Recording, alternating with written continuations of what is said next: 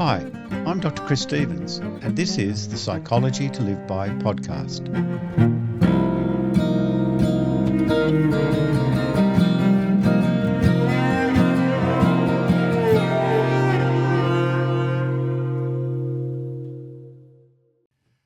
Welcome to Psychology to Live By.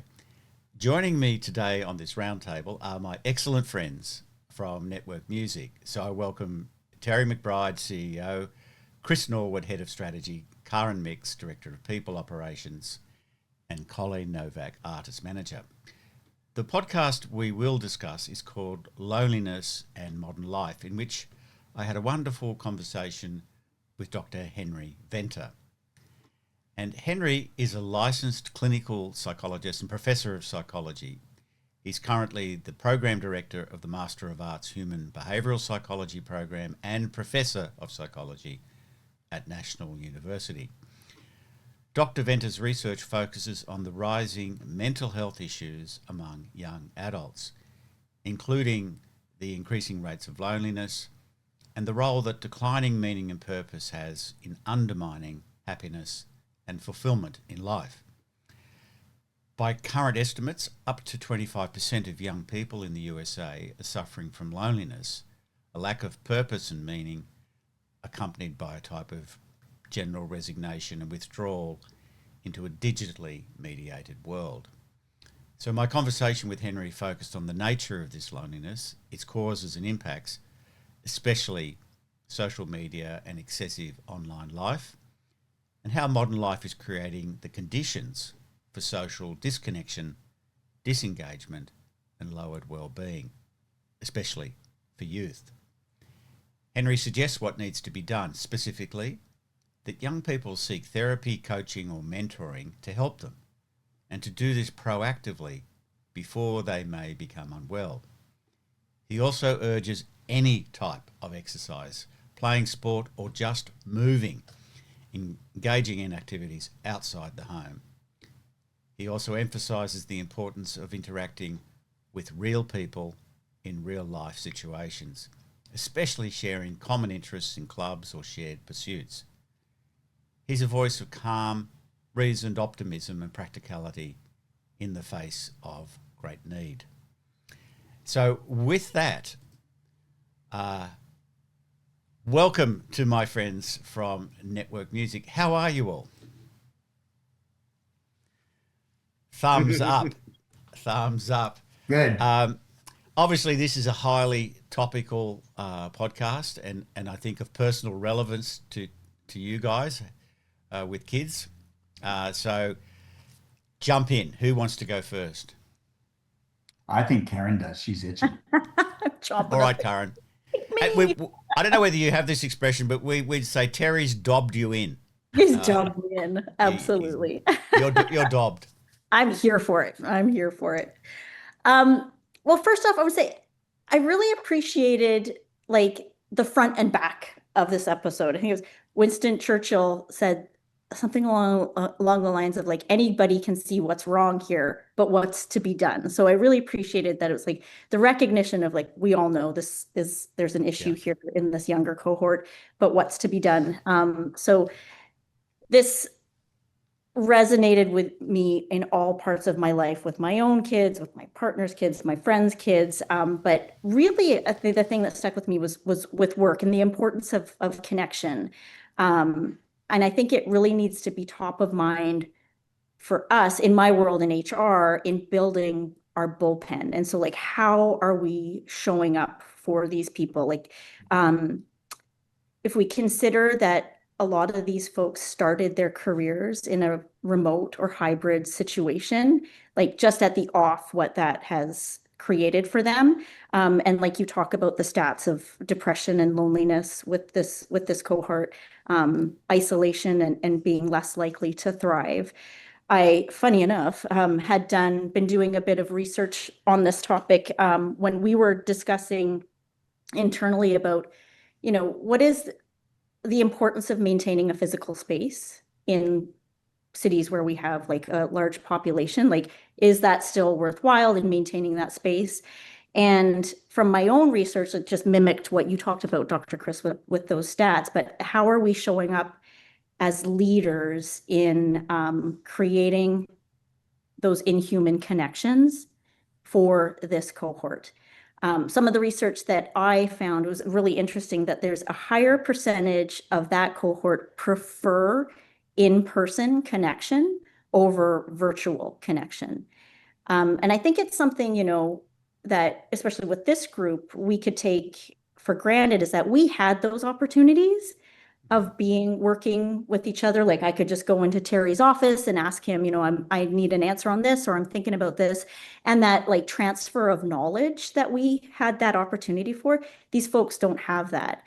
And so I think it's, I'm going on a bit of a rant here, but for us as leaders, keeping that top of mind in succession management and building the bullpen of what do our future leaders look like, and creating those opportunities for connection. Yeah, beautiful. And again, as always, there's a lot of stepping off points here. But I remember talking to Henry, and one of the things he mentioned, which struck me, was that learning how to socialize and to connect with people, all the social skills, that you have to learn it. Like they're not hardwired, and like it's such an obvious thing, but as you say, you've got a cohort who their introduction to the company was during COVID, and we all know what's happened since then, that there's been this sort of, in many ways a good thing that people can work from home and can work remote. But as you say, there's a cost to that. If we're talking about a generation that hasn't necessarily, like I remember, I don't know whether Henry spoke about this, but I remember being a teenager, we used to hang out in groups of teenagers in the mall or in the shopping centre or in the park, wandering around as a mad gang. But there was a lot of socialising, and you had to be quick on your feet to make it in the rough and tumble. There was a lot of what we call piss taking, and humour, and it made me think about, well, what would growing up be like with a lot less of that, and then on top of that, there's in the workplace, and as you say, so much of the really, really valuable stuff is incidental. You bump into someone, they call you into a meeting because they see you walking past. You have the thought right now, and you ask the question. And of course, working from home, you can't do that. And another thing that struck me when you were talking is what people want's not necessarily good for them. We might call it the chocolate biscuit principle. But in my consulting to organisations, with this next generation coming through, they often don't really want to come into work, even though in surveys they say that they really value in-person stuff more than digital. But there's still a reluctance, and I understand there's lots of good reasons for that, right? Like you can, but what people like may not be good for them because they may not feel as comfortable in work, right? In amongst people in an open plan office, for example. So they avoid that, and so they're not developing that, right? But it's devilishly hard to get the balance right, and I think it's going to involve a lot of conversations with people and working with each person individually with their life circumstances, right? I mean, it's a great thing, remote working. I think it's been a boon in many ways, but it's also a problem. Is that the main thing you were getting at there about remote working? Yeah, absolutely. And just like, I think it's specifically for this age group of them to evolve within a career. I feel like it would be more difficult without that transfer of knowledge, that like impromptu sort of situations. in a fully remote situation. I Yeah. think like in the hybrid situation is like in a hybrid, you're set up like for ideal to maybe find balance. Yeah. I I agree. don't think that there is a thing of balance, but to get closer to whatever that balance is, that in a hybrid situation, you can do that. But I think if you're fully remote, you're exasperating for this cohort specifically, the isolation, the loneliness. And so how do we show up as mentors to help that? Yeah, no, I think that's very clear. Um, and again, while you were talking, there's a little branch of research that looks at a thing called brain synchrony. Uh, and so basically, when people are together in its psychologically safe environment, their brain waves tend to synchronize, right? So there's this interpersonal effect, and it appears that that is really, really good for you. Um, it, both parties relax. There's generally more creativity, more humor, more intelligence in the conversation, right? So, and that you can get that in one-on-one, and maybe even in this situation with 4:1, but it's it's more powerful when you're in the physical presence of another human, which should not surprise us, right? Given our Absolutely. evolution. Yeah. Yeah. That's fantastic. Thank you, Karen, so much. That's brilliant, as usual. Who's next?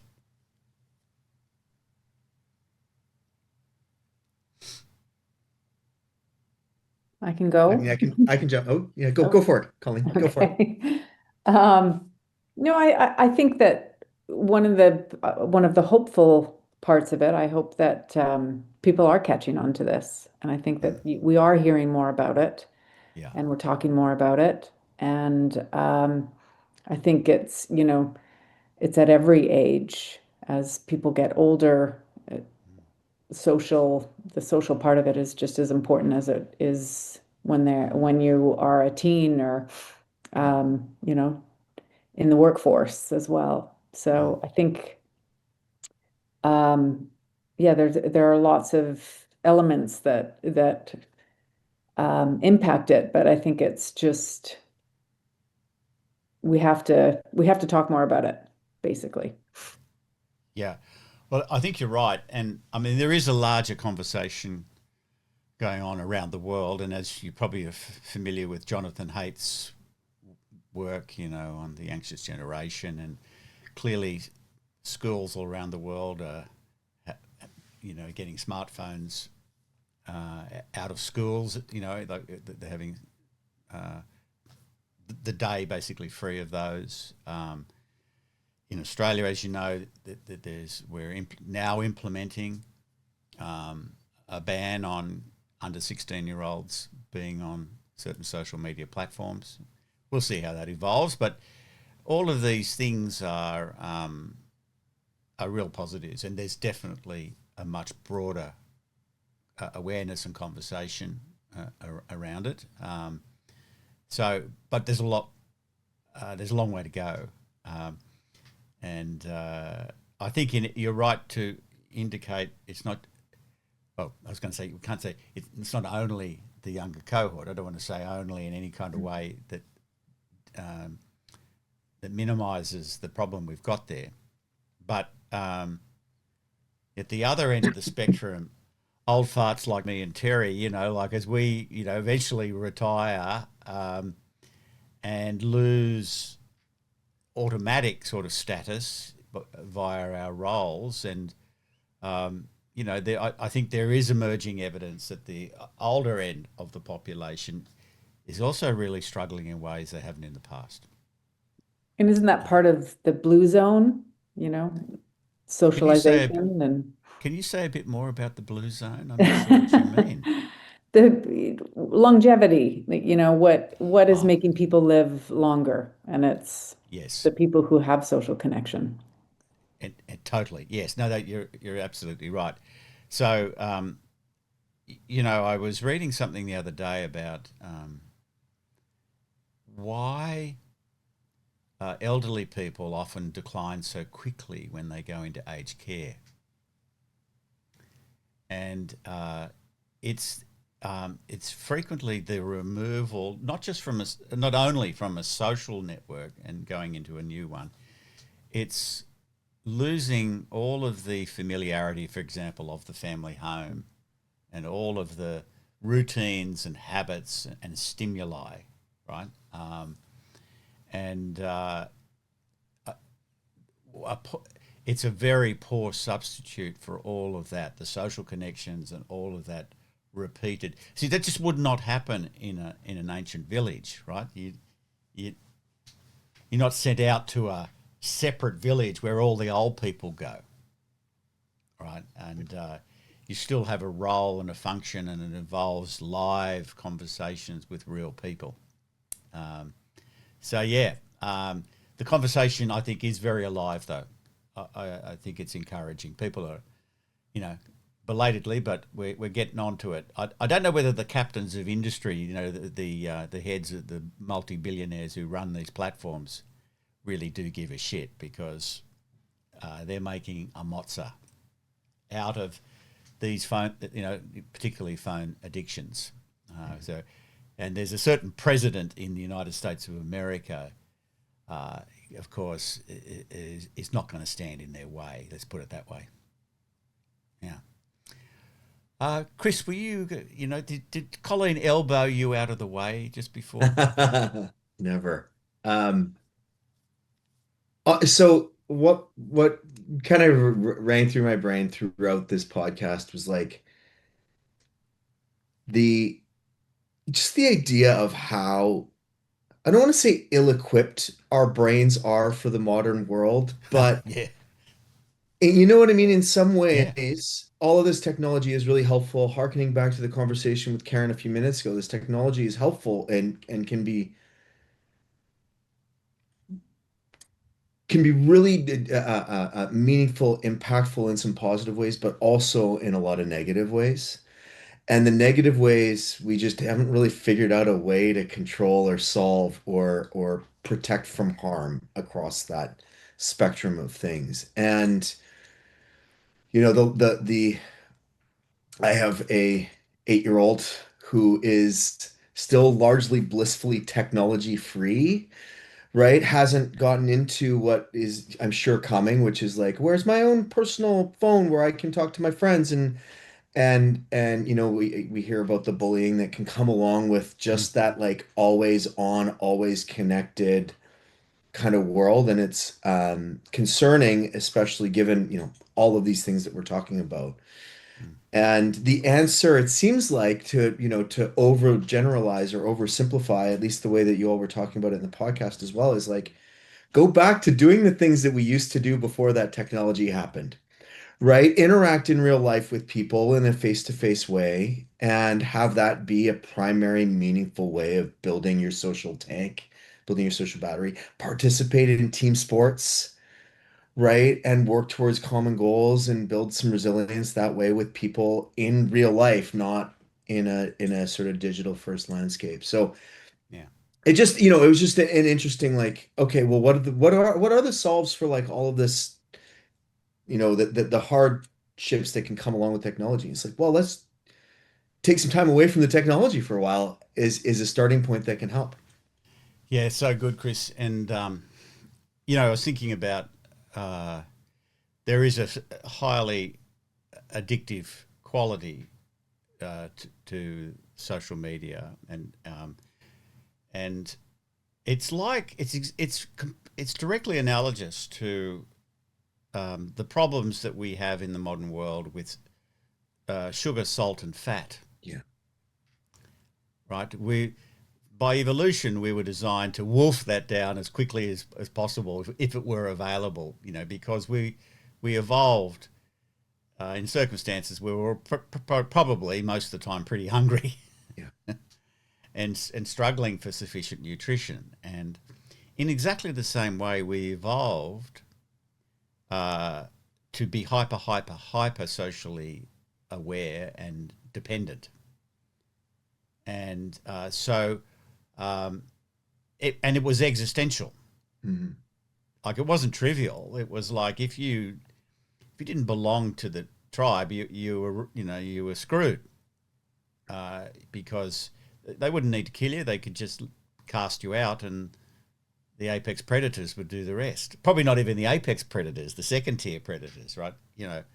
So that's one of the problems, as you say, is we're not very well suited to the technology, and that's because we evolved very carefully over millennia to adapt to a world where there's a small number of people, all of whom we know, and we have to figure out how to navigate that socially, right? Or how do we navigate other tribes? But there weren't like millions of them. Yeah.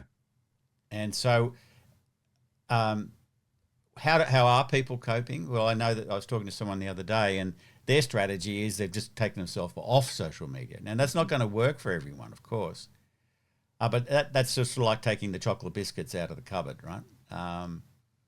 So that's one strategy. But I think what we have to learn is we have to approach it like we would alcohol, like we would sugar, salt, fat. We've got to figure out ways of changing our relationship with it.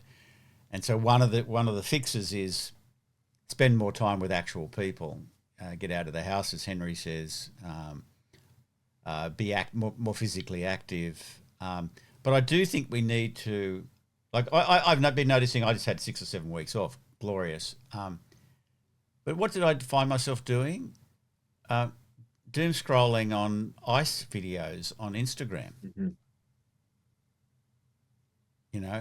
It took me several days to realize what was happening to me. Right. And so, and it's not an option for me to have no, because of my social media, practices and so on. It can't be all or nothing. Yeah. But it's like if you eat one, I'm sorry I'm going on about chocolate biscuits, but if you eat one, you want to eat another one. Mm-hmm. And then you want to, well, there's only 4 left in the packet.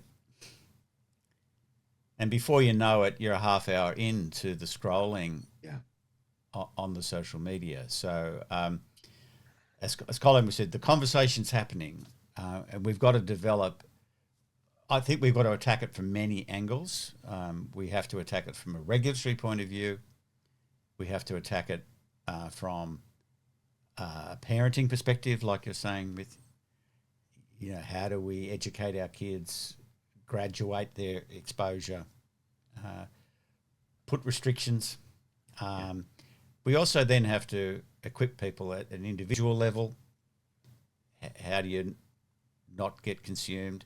And I think organisations, as Karen was saying, have a role to really encourage people, especially if they are, by and large, working remote. How do we bring them into the village so they can synchronise brains with us? Yeah. That's a great question. I don't think we are well suited to it. That's why it's a problem. Mm-hmm. Yeah. Terence. Well, the only one who calls me that is my mom. I figured that. Yeah, okay. So there's a number of things that struck me with inside this podcast. On a pure factual level, loneliness is physically like the same as having 25 cigarettes a day. Yeah, I've heard that. Yeah. That's a pretty profound statement. I like the thought of getting out socially at least once, once a week. Right? It's kind of sometimes what parents need to do, like have a date night once a week. Otherwise, your life just gets vacuumed up, by the like kids and everything around that.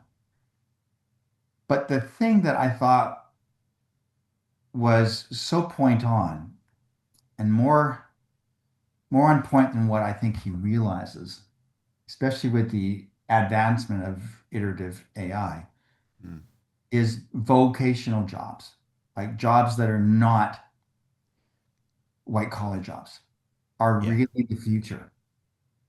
Plumbers, electricians, handy like people. All of those have probably more upside than a software engineer or even a civil engineer or even a lawyer. I mean, lawyers are in big trouble, frankly. You know, anything that deals with any form of analytics is toast. Yeah, It is toast. I'll probably squeak through. But what do you think about psychologists? Do you reckon our days are numbered? Well, I mean, I think Henry sort of hit that is that, kids who are searching for help are going on YouTube and listening to some nut job who then they think is, qualified to help them when What reality like on is, psychology to live by, something like that, yeah, exactly. But his whole point is you need that connection. Yeah, So, and even he's found since the pandemic, you can actually create it on like Zoom if you have enough sessions. Although it's yeah. far more powerful if it's in person, but that's not always the like opportunity. No, So, and I've actually found, Terry, post COVID, that one on one it's fine, because you get really quite in some senses close. You get closer to a person's face than you would to in the real life. yeah, so I actually think that your profession's fine because there's going to be a lot of Yeah. messed up people that are going to need you. And it's even going to be a bigger and bigger vat to like pull from, especially as they all start losing their jobs.